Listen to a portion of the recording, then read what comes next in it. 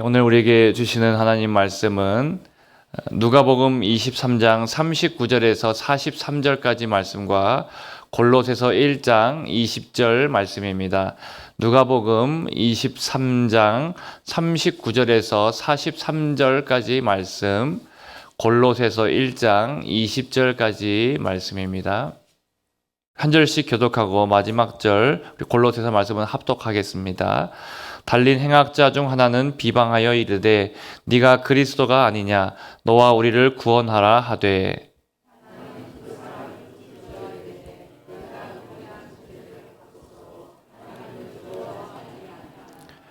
우리는 우리가 행한 일에 상당한 보응을 받는 것이니 이에 당연하거니와 이 사람이 행한 것은 옳지 않은 것이 없느니라 하고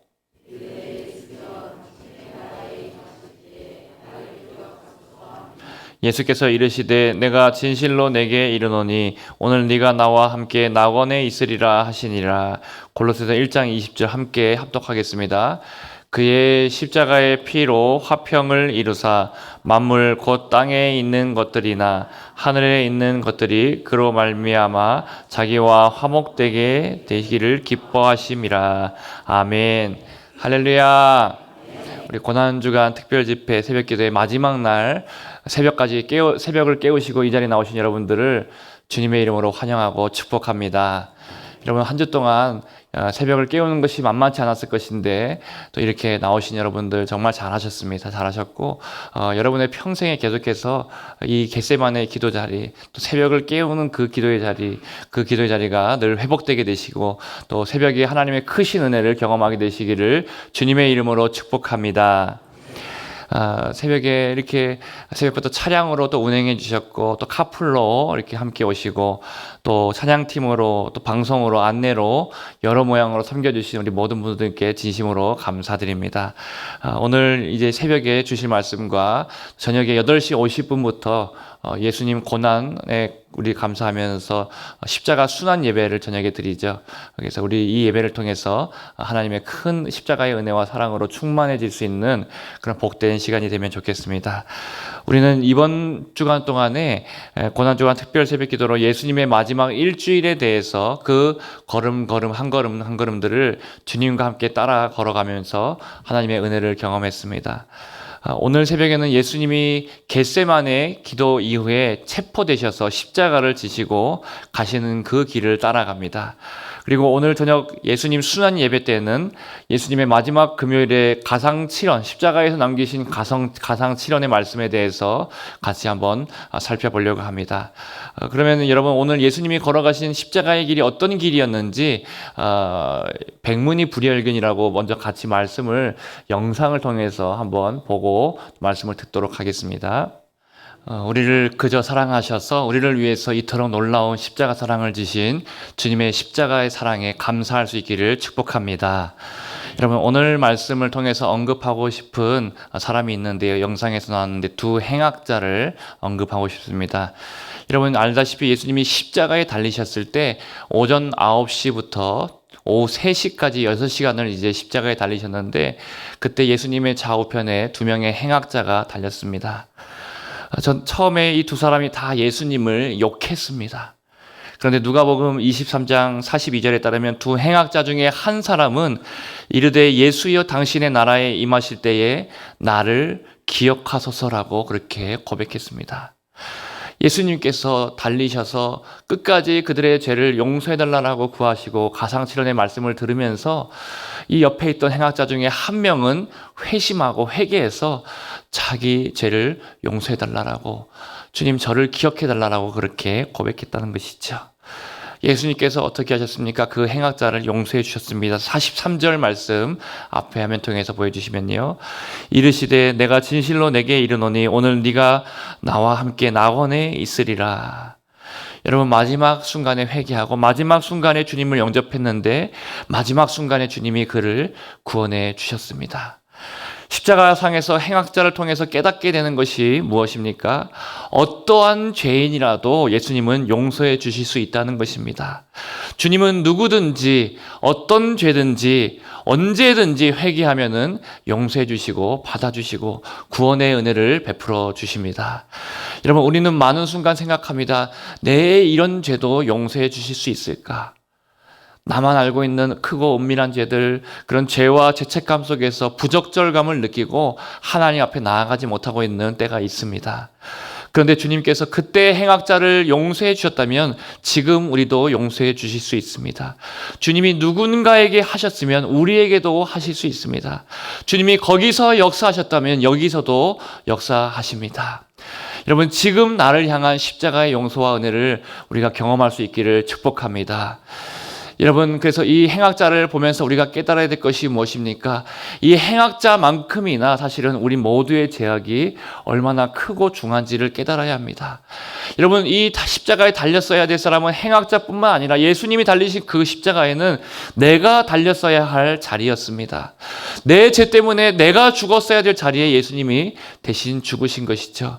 얼마나 우리의 죄가 끔찍하고 얼마나 우리의 죄가 심판받아 마땅한지, 영원한 하나님의 저주와 심판을 받아야 하게 하는지, 그 죄가 큰 죄를 먼저 십자가를 통해서 깨달아야 되고요.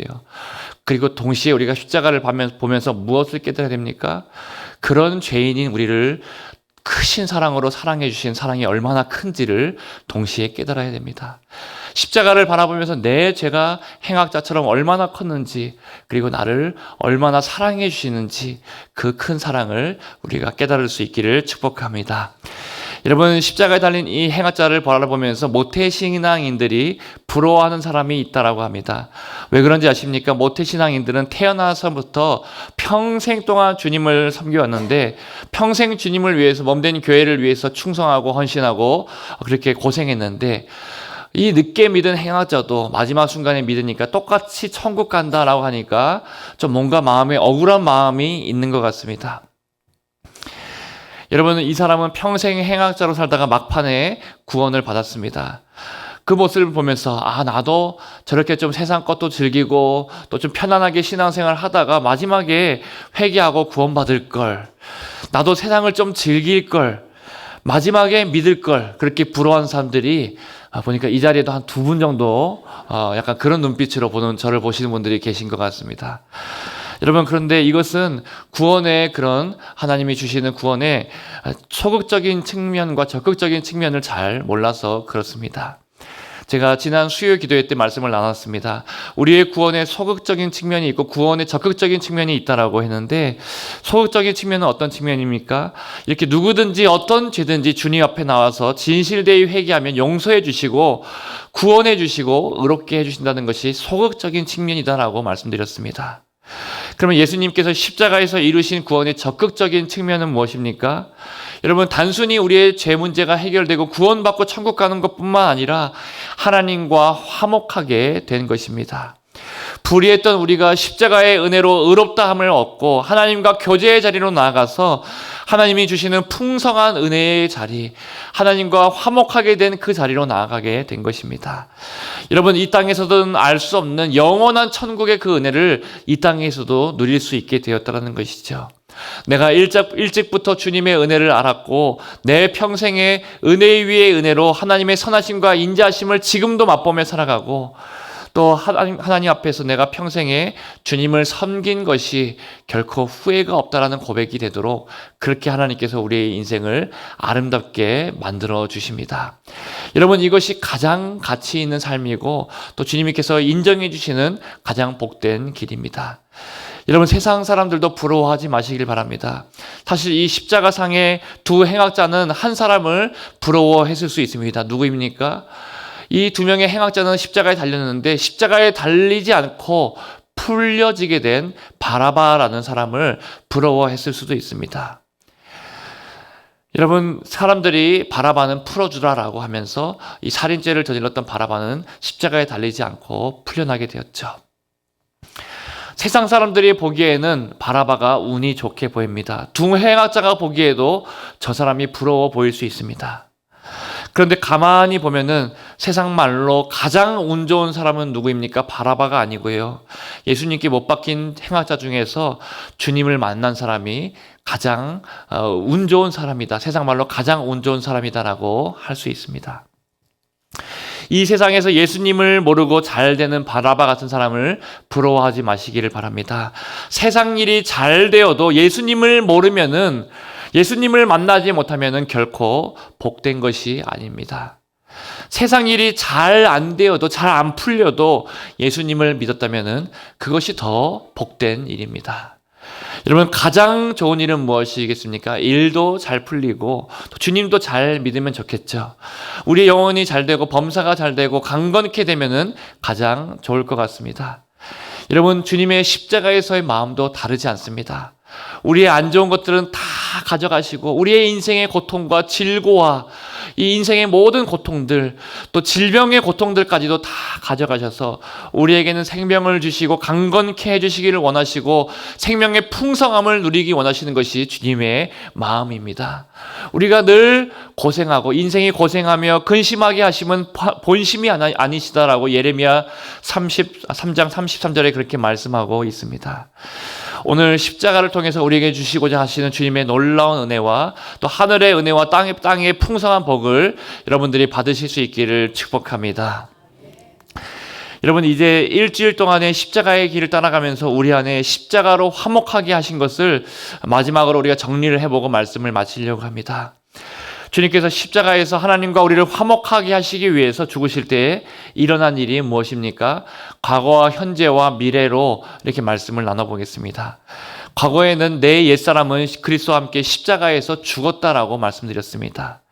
내가 그리스도와 함께 십자가에 못 박혔나니 이제는 내가 산 것이 아니다라고 말씀드렸죠.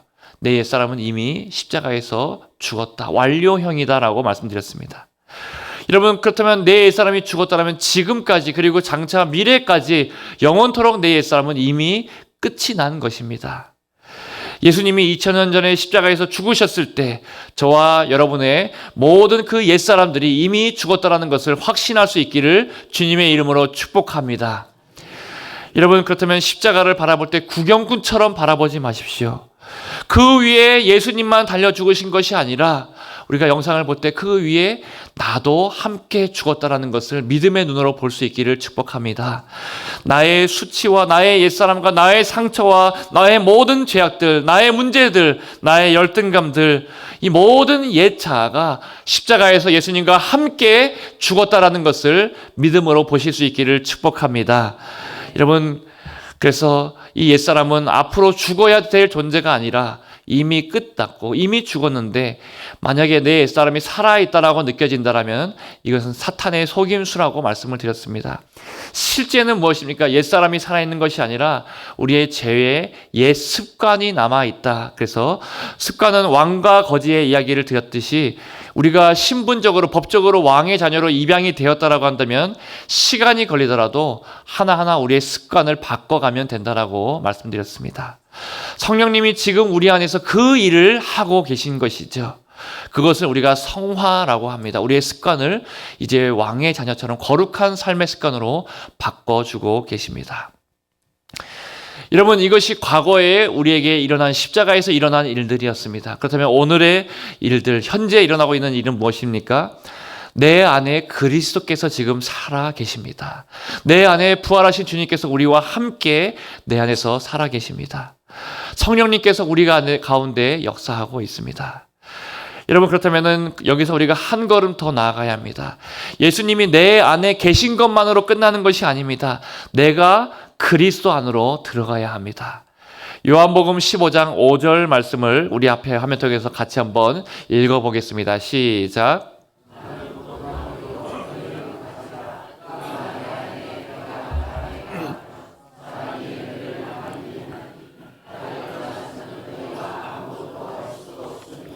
아멘.